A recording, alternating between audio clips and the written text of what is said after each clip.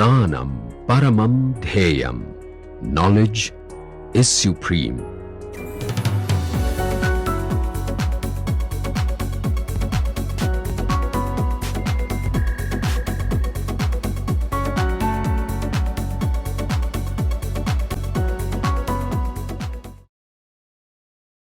So today I am going to continue. Last lecture I introduced for you ladder operators, raising ladder and lowering ladder operators, right?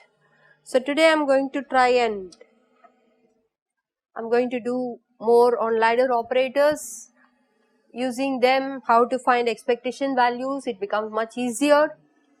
What will be the Heisenberg equation for the ladder operators, or Heisenberg picture, how the evolution of these ladder operators happen, and then to make things close to classical physics, where you know how the harmonic oscillator, if you try to write the position x of t, you write it as a cos omega t plus b sin omega t kind of expression. You need to find the expectation value to also have similar behavior, and that will happen only if we start looking at specific set of states which is called coherent states. Okay.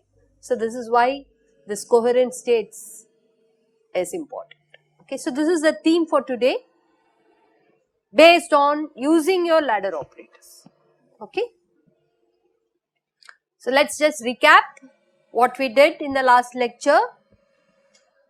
Hamiltonian in terms of ladder operators, right? It is A dagger A plus half multiplied by h cross omega, dimensionally correct. A dagger A is the number operator which is dimensionless, and their eigenstates which are denoted by the ket n. The number operator on the ket n, nothing but A dagger A, and it's an eigenstate with eigenvalue n, and n's are integers. This also we have argued last time. And the corresponding energy of the same state, it's a simultaneous eigenstates of number operator and Hamiltonian, because it's just proportional to it up to a constant. So that is a shift n plus half h cross omega. This is clear. And we also derived that these are not eigenstates of the ladder operators, and the definition of a ladder operator, A is a lowering operator which takes n to n minus 1, and this coefficient has to be strictly square root of n. This also we derived. We wrote d lambda and c lambda, and we tried to fix these coefficients. Similarly, A dagger raises the state. By raises I mean it takes you from the lower energy state to a higher energy state with one step higher with corresponding coefficient which is n plus 1. And recall, we rewrote the position operator in terms of the ladder operators. We wrote momentum operators in terms of the ladder operators.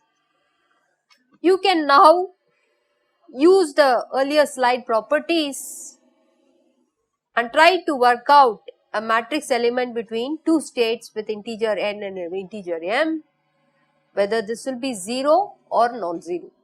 Shall we work it out? It's really a power of these ladder operators helps you to do this very nicely. So let's do that.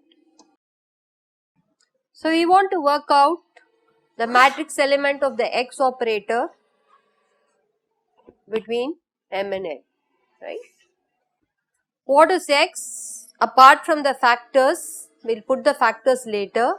This is proportional to A plus A dagger.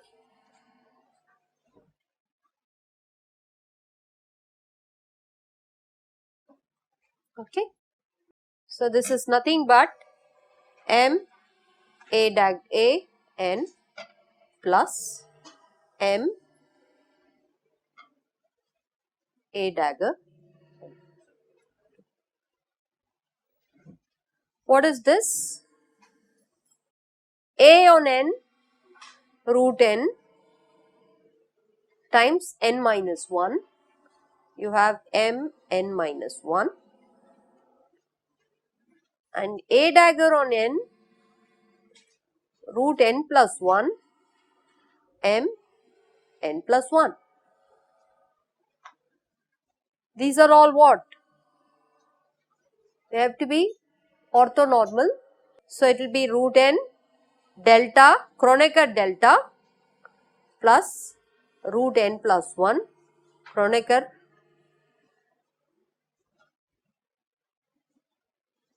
Okay. So, this is what you will have apart from the factors. If you want to write the factors, factor will have a root of 2 h cross by m omega times the 1 by 2. Apart from that, you will have this to be the matrix element of the X operator. Similarly, you can work out for the P operator. What is the modification? It will be A minus A dagger and then the factors will have a 1 over 2i. Okay. So, this will be the matrix element which is written nicely when you write the X operator in terms of the ladder operators. What will be the expectation value of X in, suppose n is equal to m, it is 0, right? If suppose I ask you what is the expectation value, you can blindly say expectation value of X operator is 0, because A will take n to n minus 1, A dagger will take n to n plus 1, the inner product will always be 0. So, here we did not do this explicit calculation of finding the expectation value which you did in the wave function formalism.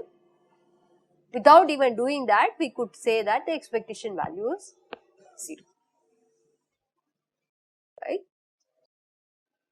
So, that is the important interesting fact, right. If you remember, I had asked you in harmonic oscillator V of x is V of minus x. So, if you want to find expectation value of x, it should satisfy that property x expectation is same as minus x, right, and this implies expectation value is 0, right. And now we do it by the oscillator number eigenstates and we see that explicitly it is happening, and you can write psi n of x as x with n, and you can find expectation value of x, right. You could try to rewrite it in terms of psi n star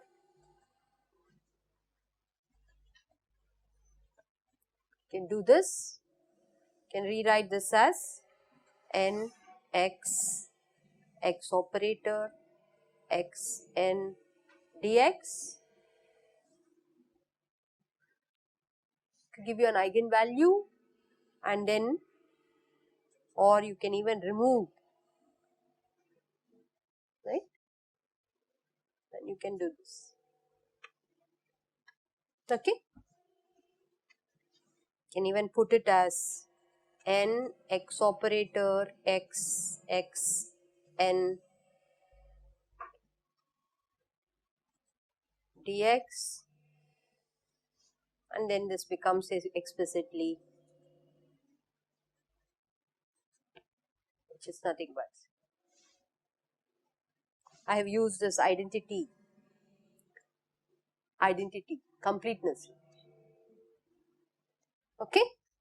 So, you can do various things by writing things in a operator fashion. In fact, this in the position space you do not need to put it as operator, but you can try to write it as an operator on x and remove the unit operator and get. So, we went through this in general for any operators. I am just trying to say that how powerful is the ladder operator that you can directly get many of these expectations.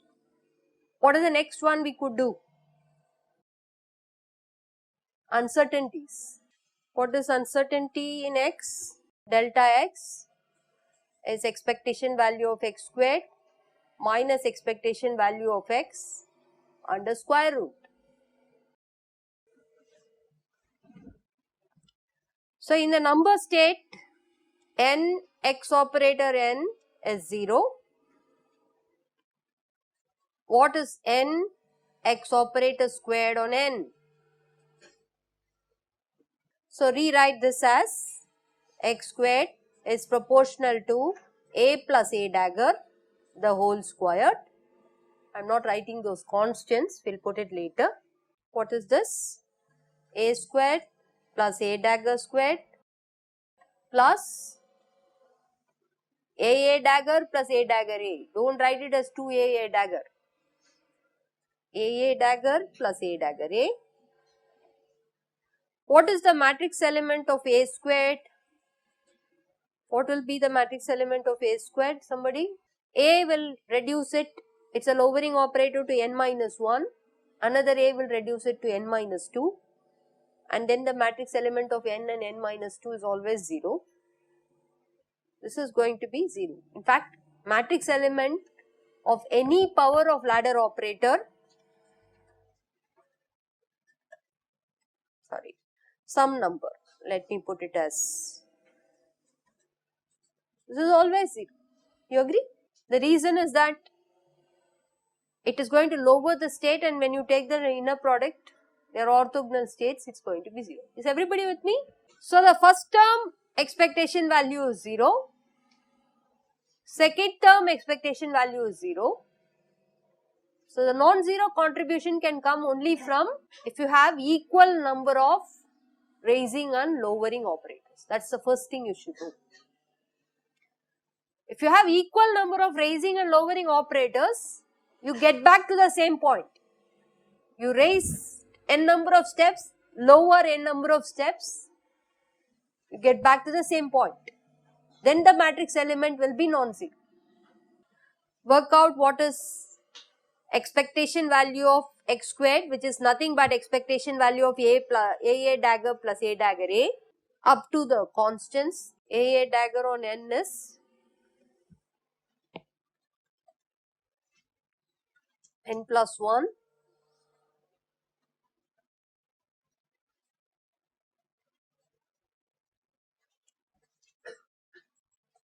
n plus 1, correct? Is it right? And n, a dagger a on n will be, a will take square root n, a dagger will give you, it is already reduced to n minus 1.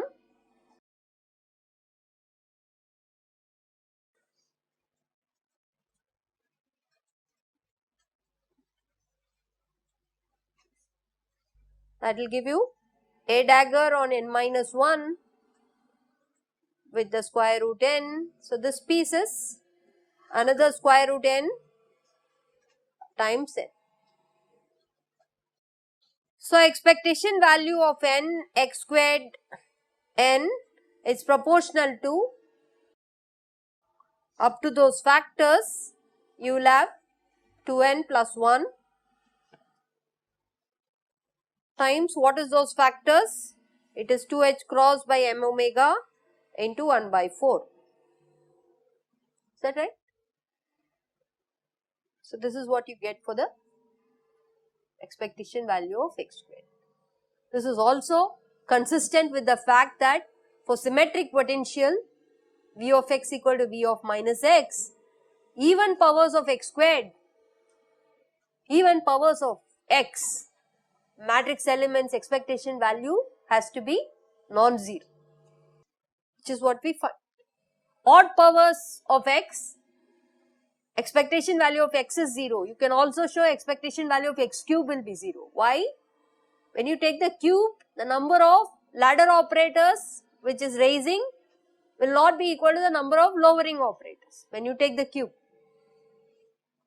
So, only even powers will allow at least some terms to have equal number of raising lowering operators, raising ladder operators and lowering ladder operators. That is why those matrix elements are going to be non-zero.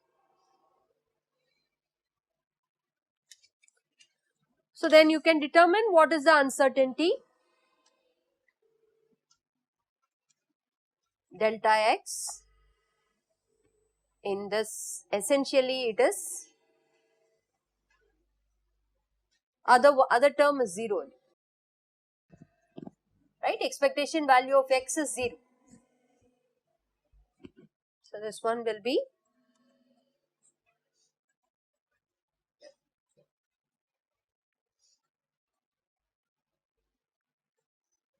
is that right?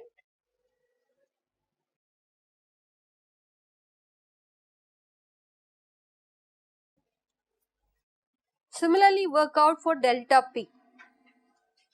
Not going to do this for you, please do this. And what do you have to check? Delta x, delta p should be greater than or equal to h cross by 2. So please do this delta p and make sure that you are able to verify this uncertainty relation. So the only thing which is upsetting about this number operator states is that the expectation value of x operator is 0. Similarly, you can show p operator is also 0, which means there won't be any evolution of these matrix elements with time, right? And you don't expect it also. Why? Because these are all stationary states. That whenever you want to look at transition and oscillations, you can't do it by living in the stationary state. If you want to look for oscillations, want to see your classical oscillations, you need to be in a superposed state. I said this, right? Some point. You have to be in a superposed states of a number of states or 2 states. Then only you start seeing that the expectation value as a function of time is cos omega t times something plus sin omega t times something. If the state psi is a superposition, if psi was only a particular eigenstate, then this x of t is also 0. If you want to go and look close to classical physics, harmonic oscillator, when you write the position, solution for the position or momentum which is evolving in time, it should have this oscillation cos omega t and sin omega t. You cannot get it with the stationary states. Okay, so let me just summarize here that if you want to determine these matrix elements, which you have already done, we have verified the first equation. This will be on the Moodle. You can verify the second equation and check whether what I have written here is correct. Okay. The operator A, when it acts on 0, it is going to be 0. Sometimes this is little misleading. Why? It appears like a 0 appears like a null vector. Is it a null vector? It's not. Why? The number, the Hamiltonian, when you operate it on 0, it is giving you non-zero energy, plus the state norm of the state is 1. Okay. Even though I write it as 0 and it is the A operator on 0 is 0, this is not a null vector. Don't get confused. Null vector is 1 where any operator operating on a null vector will be 0 and the norm of that vector will be 0. Norm of the 0 is also 1. Okay.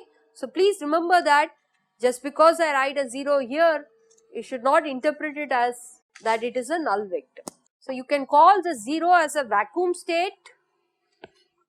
0 has the property that 0, 0 is 1. It's the lowest energy state, energy eigenstate, called as ground state or vacuum state. Okay. So this condition clearly tells you that it is not a null state.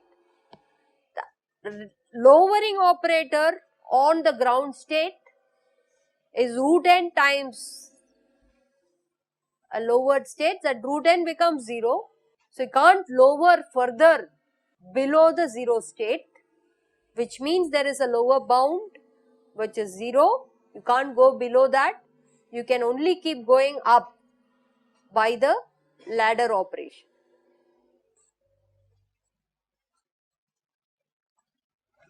Okay, is the picture clear? Something? You have some parallel processing going on, or is it clear?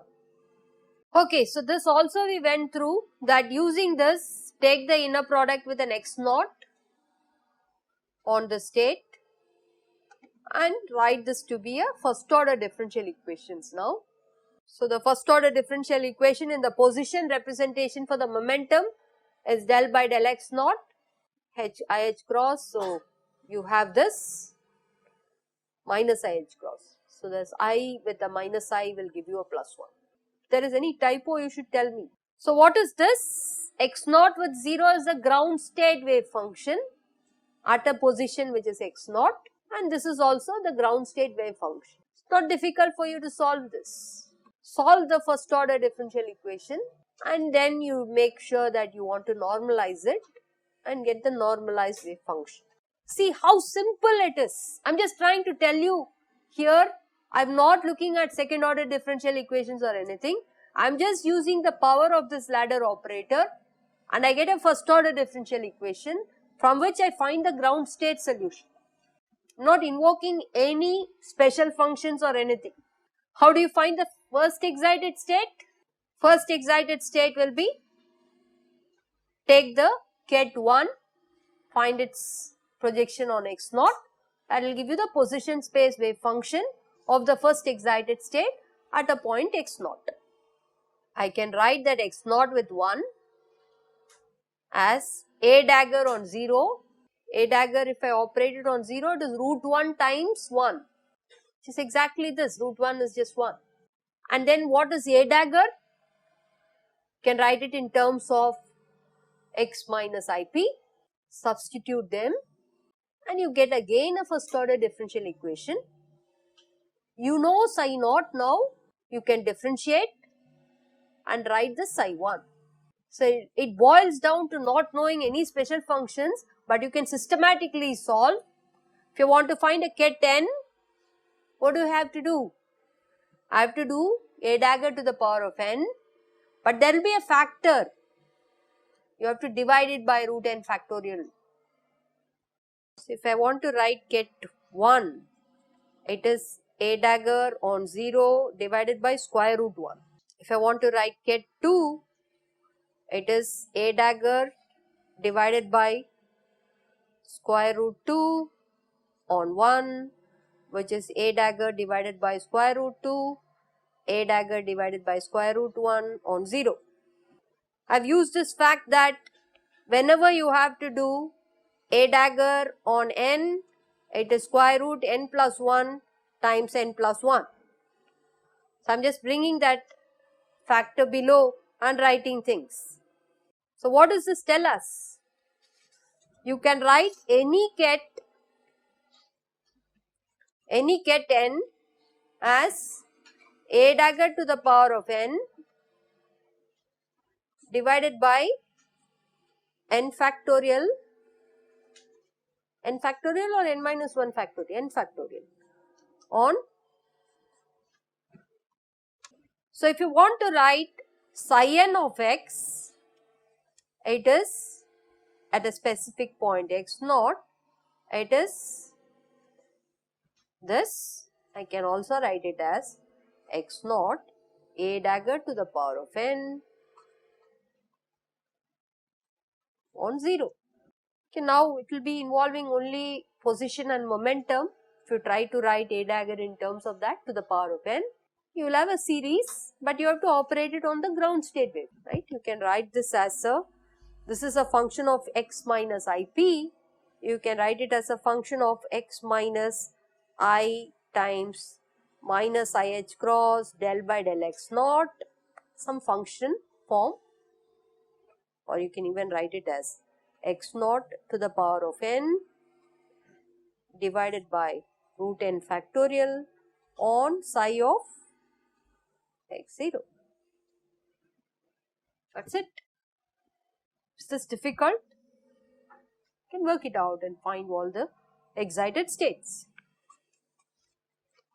All the excited states can be found from the ground state by doing the A dagger operation, and A dagger involves only these differential operators which has to operate on the functions whose function you know.